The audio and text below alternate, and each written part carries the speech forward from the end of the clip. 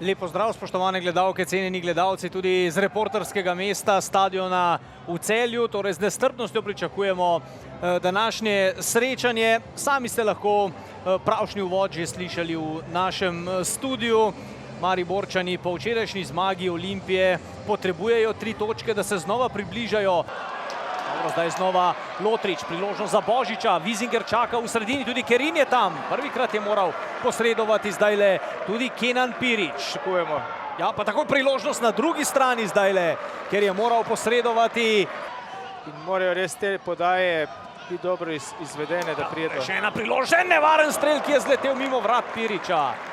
Sedaj ima Maribor več možnosti. Tule je več priložnosti. Kotnik je zdajle krenil po sredini, kar veliko Celjanov je tudi, ampak Požek Vancaš tudi teče. Odločili so se za... Ni še konec, Požek Vancaš je bil na mestu. Sedaj imajo možnost zaključiti. Ja, pa še nevaren strel, parada zdajle. Kronaveter, malo prostora, te kratke podaje in potem imajo Celjani več možnosti, da žogo izbijajo in zdajle takole krenijo v protinapad. Benedičić ima tudi močan strel, odločil se je za podajo. Izjemna akcija Celjanov v 56. minuti. Njihov najboljši strelec Vizinger pa je dosegal prekrasen gol, potem ko je vse skupaj izpeljal na sredini Žan Benedičić. Izjemna akcija je zdajle na noge dvignila navijače celjskega moštva in tudi celjsko klop. To je bil ob številnih poizkusih Mariborčanov šolsko izpeljan protinapad, Branko. To je ena od potez Kosića. Ja, Kerin obvladuje Vilarja.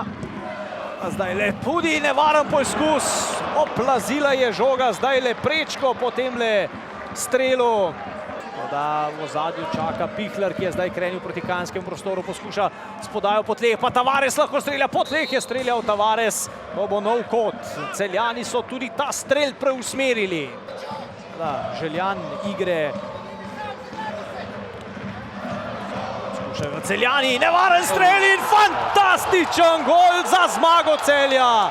Mitja Lotrič je zadev v 89. minuti. Nasmeh Dušana Kosića pove vse. Zmagovalec te tekme je jasen. To so Celjani, ki so zadeli še drugič. Izkoristili so malo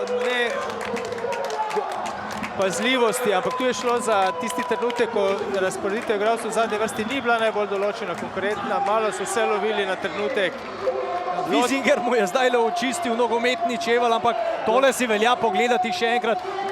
Napako večnih tekmecev in se zavihteti na vrh prvenstvene lestvice, kjer so bili v tej sezoni zgolj enkrat po 12. kolu. Pridobiti to psihološko prednost pa že proti Taboru, potem remi ni šlo in potem zdajle še proti Celju. In še drugi rumeni karton zdajle v zelo kratkem času za Nardina Mulahusejnovića in rdeči karton, tako da tudi nanj ne bo mogel računati Milanič na naslednji tekmi.